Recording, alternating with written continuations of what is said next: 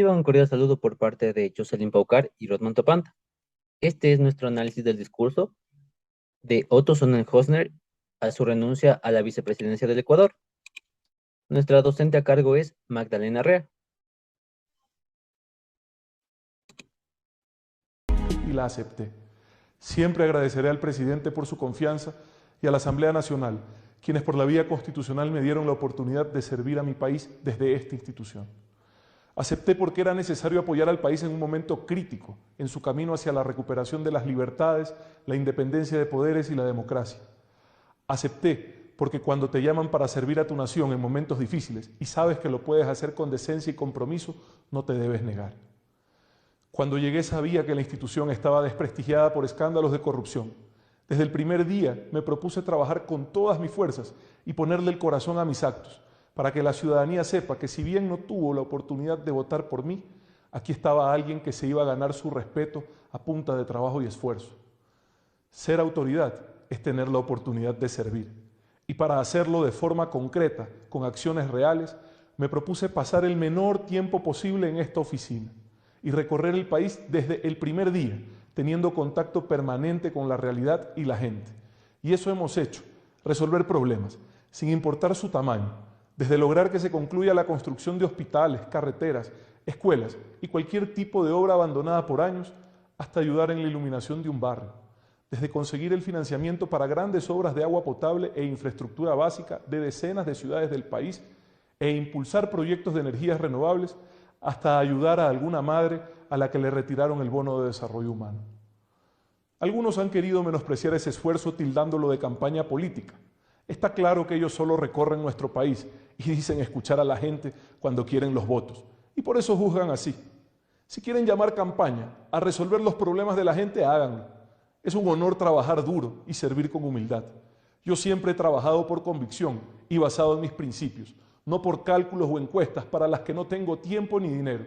El único cálculo que siempre he hecho es sumar acciones para multiplicar resultados. Siempre supe que iba a ser un trabajo difícil. Como economista tenía clara la situación en la que se había dejado al país. Se parecía a un hogar en donde se gastaron todo el ahorro, el patrimonio, y estaba sobreendeudado. Un hogar en el que el jefe de la familia despilfarraba de forma irresponsable y compró una casa y un lujoso carro del año, por encima de sus posibilidades de pago.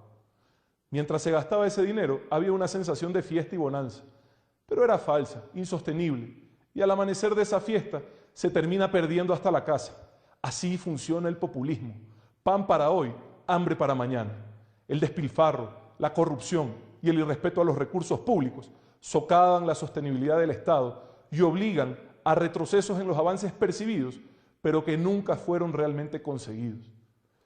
Vine a ayudar a corregir ese rumbo, predicando con el ejemplo, cuidando cada centavo en lo que me correspondía y pidiendo a los demás que imiten ese camino.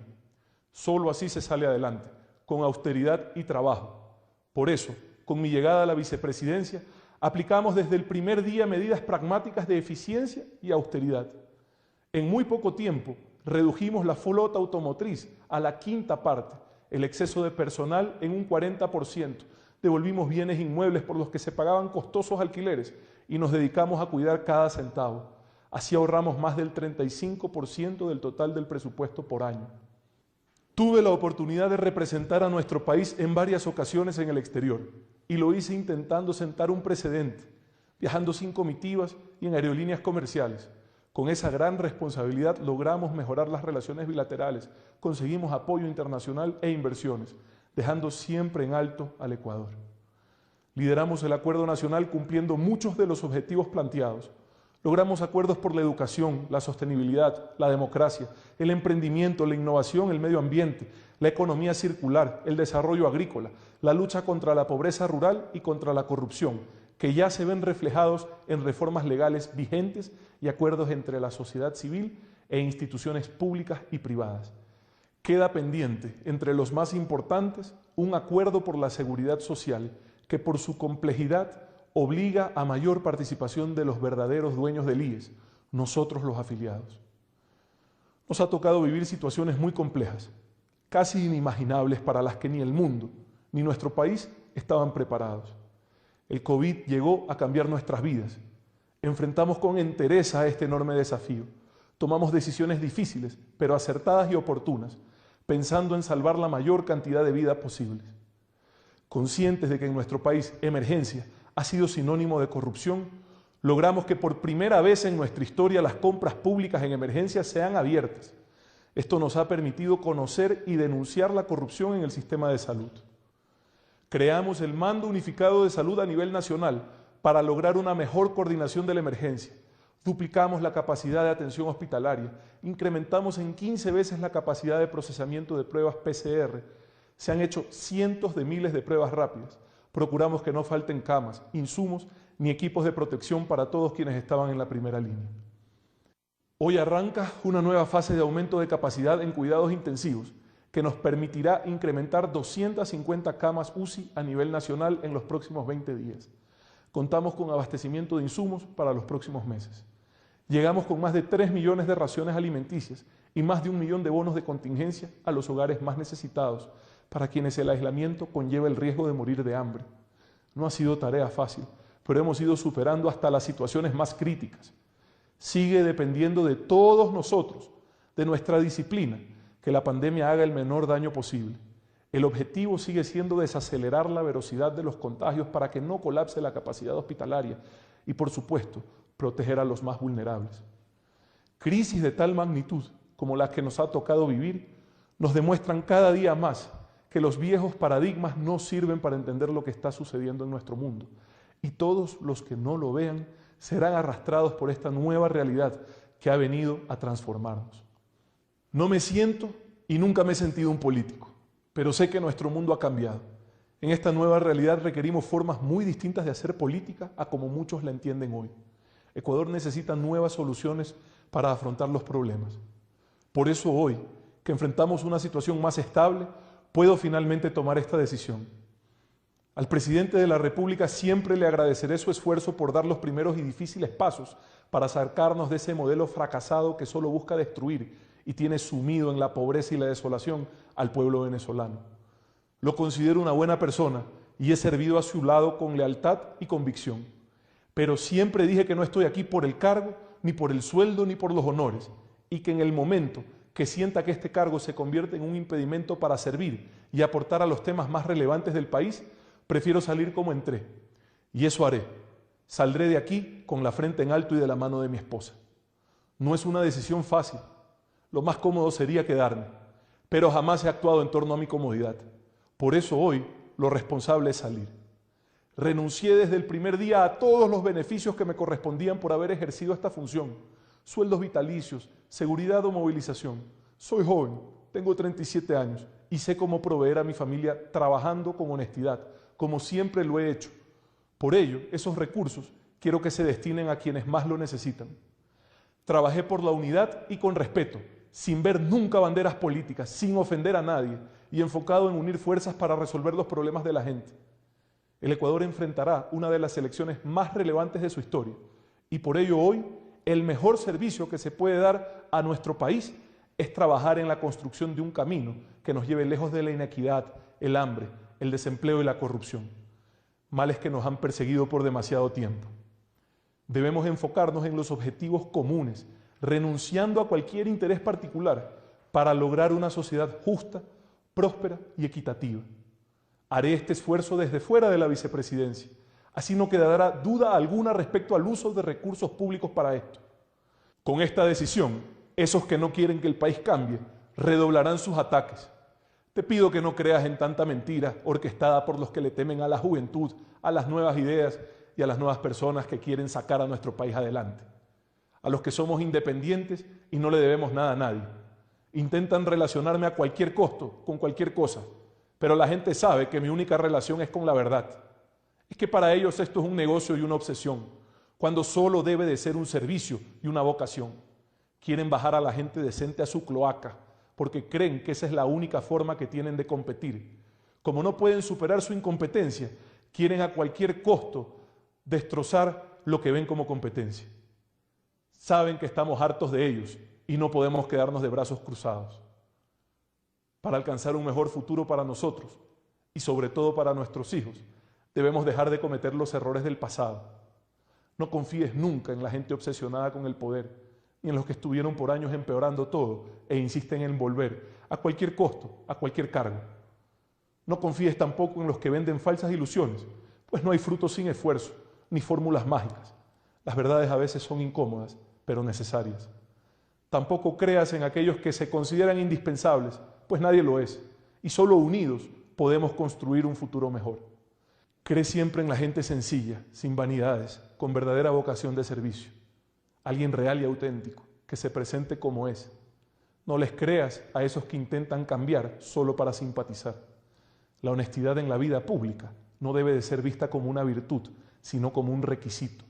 Ser honesto en lo público y lo privado siempre será el mejor negocio.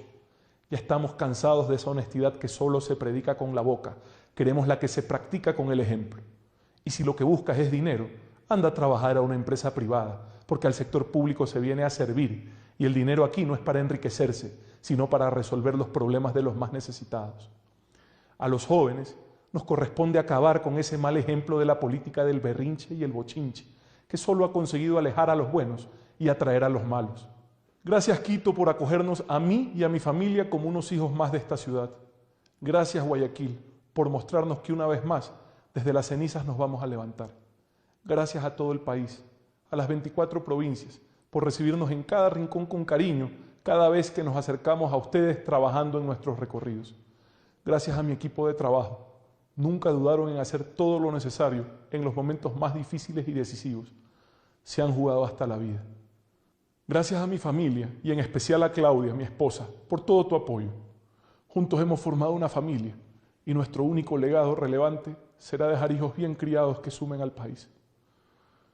Me llevo de aquí la satisfacción del deber cumplido, con la experiencia de haber enfrentado las crisis más difíciles que hemos vivido en mucho tiempo, trabajando desde el primer día hasta el último minuto, con la certeza de que la alegría, sobre todo en los momentos más difíciles, no se trata de felicidad y sonrisas, sino de saber que estás haciendo lo correcto. Gracias a todos ustedes por permitirme servirlos y demostrarme que nuestro país puede salir adelante, luchando juntos por el único proyecto que vale la pena, el que tiene 7 letras y se llama Ecuador. Que Dios bendiga a nuestra nación. Ahora bien, en cuanto a la descripción del contexto histórico-político del Ecuador, recordemos que Lenín Moreno propone a 3 candidatos para la vicepresidencia tras la renuncia de María Alejandra Vicuña, quien se vio involucrada en una investigación por cobrar fondos indebidos. Es así que la Asamblea Nacional del Ecuador nombró a Otto Sonnenhorstner como nuevo vicepresidente de la República, con 94 votos a favor, 7 en contra y 7 abstenciones de los 128 asambleístas. El artículo 150 de la Constitución determina que en caso de la falta definitiva del vicepresidente de la República, la Asamblea, con el voto de la mayoría de sus integrantes, debe elegir su reemplazo de una terna enviada por el presidente de la República. Es así que Otto Ramón Sonnenhorstner Esper, guayaquileño de 35 años de edad, economista que estudió en Alemania, fue catedrático de Economía de la Facultad de Ciencias Empresariales y también es radiodifusor y ha sido miembro de la Asociación Ecuatoriana de Radiodifusión. Asume el cargo de vicepresidente de la República.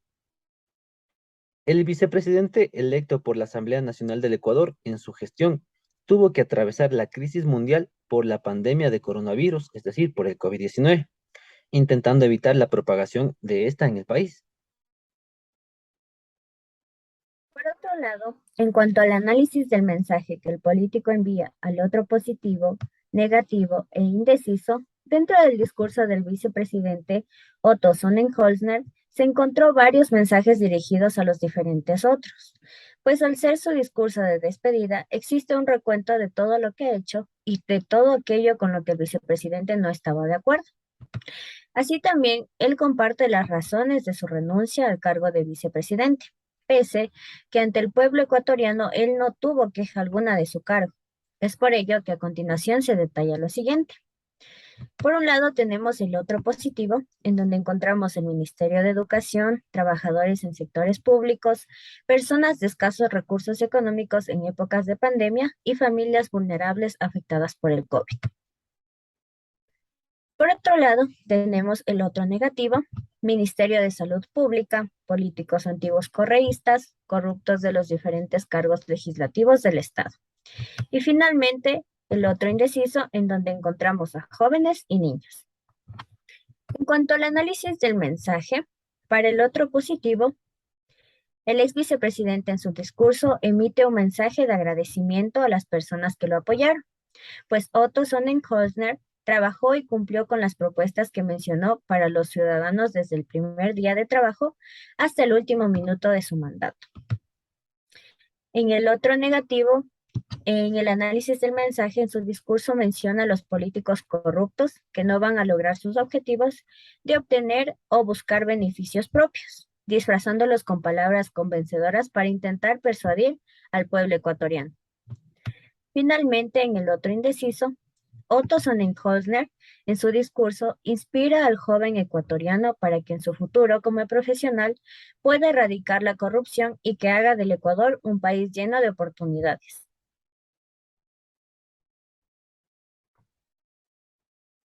Muy bien, en cuanto a la descripción de los componentes del discurso, recordemos que el discurso de un político se compone del componente descriptivo, del componente didáctico, del componente prescriptivo y del componente programático. A continuación veremos cada uno de ellos. En cuanto al componente descriptivo, recordemos que Verón, en su labor de análisis del discurso, señala que el componente descriptivo es aquel que implica una lectura articulada del pasado y del presente.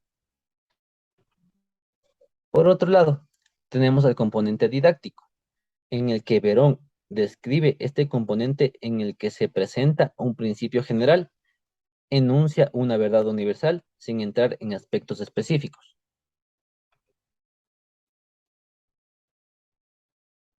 Así más, el componente prescriptivo. Verón al respecto sobre este componente del discurso manifiesta que se instala en los discursos políticos todo aquello que corresponde a las reglas deontológicas, es decir, al orden del deber. En específico son normas que se deben cumplir o deben suceder. Y por último, el componente programático. Verón explica sobre este componente que es aquí que el hombre político promete, anuncia y se compromete con su pueblo. En cuanto al análisis de los verbos utilizados para determinar si existe el predominio de alguno de los componentes del discurso, el lenguaje utilizado en el discurso político conlleva un particular interés. Esto significa que las acciones hechas por estos líderes son plasmadas en sus discursos. Dichas acciones son verbos que orientan la manera de expresarse frente a un público. Por lo tanto, el análisis parte del tiempo y modo que adquieren estos verbos dependiendo de la intención comunicativa. A continuación se presentará una tabla que contiene el tiempo y modo verbal que fue encontrado dentro del discurso del vicepresidente Otto Sonnenhorstner. En la tabla tenemos apoyar, impulsar y menospreciar, los cuales son verboides en infinitivo. Así también tengo se encuentra dentro del discurso en tiempo presente y modo indicativo. Tenía en tiempo pasado y modo indicativo, y finalmente conseguimos, queremos y logramos se encuentran en el tiempo presente en modo indicativo. En base a la tabla se establece que Otto Sonnenhorstner dentro de su discurso utiliza mucho el verbo tener en todas sus flexiones. Esto indica que al expresarse tiene una relación, especialmente de posesión, pertenencia o inclusión, con el pueblo ecuatoriano. Así también el verbo queremos en todas sus flexiones es una conjugación del verbo querer y fue una de las más utilizadas, pues este verbo hace referencia a tener el deseo, la voluntad o la intención de lograr algo. En este caso, el presidente busca que el país mejore para que sus gobernantes y sus diputados no sean corruptos. Por otro lado, el modo verbal utilizado por el ex vicepresidente es el indicativo, pues se refiere ante su pueblo con hechos reales o ciertos, lo cual da un realce verídico en sus discursos políticos, pues a lo largo del discurso, él expresa que el verdadero trabajo es luchar por el pueblo ecuatoriano y no en contra del mismo. Finalmente, el tiempo verbal más utilizado es el pasado y el presente. Pues recordemos que Otto Sonnenhösner entró al poder porque el vicepresidente Jorge Glass fue acusado de actos ilícitos y corruptos. Entonces, al ser este un discurso de renuncia, compara los hechos del pasado con un vicepresidente corrupto con las acciones que él realizó para el beneficio del pueblo ecuatoriano, combatiendo de cierta forma esa corrupción, respetando los valores y abasteciendo varias necesidades que tenía el país durante el tiempo de pandemia. Ahora bien, en cuanto al análisis de las formas de tratamiento en el discurso, una forma predominante en el discurso de Otto Sonnenhösner es el nos, es decir, el nosotros. Es así que existe una distinción entre el nosotros como primera persona del plural, que hace referencia al yo más otros, y el nosotros, que hace referencia a un yo amplificado. En el siguiente ejemplo podemos visualizar el yo más otros, que alude a los locutores. Ahora bien, también tenemos la primera persona amplificada, es decir, al yo caracterizado. El locutor sigue siendo uno. Esta forma de tratamiento básicamente puede decir nosotros, pero en realidad está refiriéndose a uno mismo. En cuanto al análisis de las formas de tratamiento en el discurso, recordemos que Otto Sonnenhösner emplea tanto lenguaje técnico como coloquial. En cuanto al lenguaje técnico, emplea vocabulario propio de quien se dedica a una profesión, es decir, en este caso se mezcla el lenguaje de un economista, raya comunicador, con el lenguaje de un vicepresidente y lo que respecta a su país, es decir, informándose a todo lo que concierne en su cargo. En cuanto al lenguaje coloquial, le permite acercarse más a su país y sus habitantes, pues realiza el uso recursivo de ejemplos cotidianos, como el que podemos visualizar a continuación. De esta manera, el ex vicepresidente es capaz de llegar a todo tipo de clase social existente en el país, lo que permite la correcta comprensión del pueblo ecuatoriano. Luego de todo lo dicho, tenemos el análisis de la intención del emisor, en donde Otto Sonnenhösner, en su discurso de renuncia, demuestra que se ganó la confianza del pueblo ecuatoriano mediante todas sus buenas acciones, tanto por su labor de vicepresidente como por sus obras para el beneficio del pueblo, mostrándose como un político transparente que va de acuerdo a la ley. Así también, la humildad que lo caracterizó durante el tiempo de pandemia, ayudando a los pueblos vulnerables. Finalmente se despidió demostrando gratitud hacia el presidente Lenín Moreno, su familia y el pueblo ecuatoriano. Finalmente tenemos las siguientes conclusiones. La primera conclusión explica el recuento de lo que se dijo en todo el análisis del discurso político del ex vicepresidente. Otto Sonnenhösner, en su último discurso de renuncia, demuestra toda su convicción frente a su labor como funcionario público, pues en su mandato tuvo como prioridad el resolver problemas como concluir la construcción de hospitales, carreteras, escuelas y cualquier tipo de obras que fueron abandonadas por años. Por otro lado, la segunda conclusión fue determinada mediante los puntos analizados anteriormente, en concordancia con la personalidad y la intención comunicativa del discurso. El ex vicepresidente electo demostró ser un funcionario transparente tanto en su vida pública como privada, ya que se propuso trabajar con todas sus fuerzas para el bien de la ciudadanía y demostrar que se había ganado el cargo. Además, recalcaba que una autoridad tiene la oportunidad de servir a su pueblo, por lo cual recorrió el país desde su primer día como mandatario.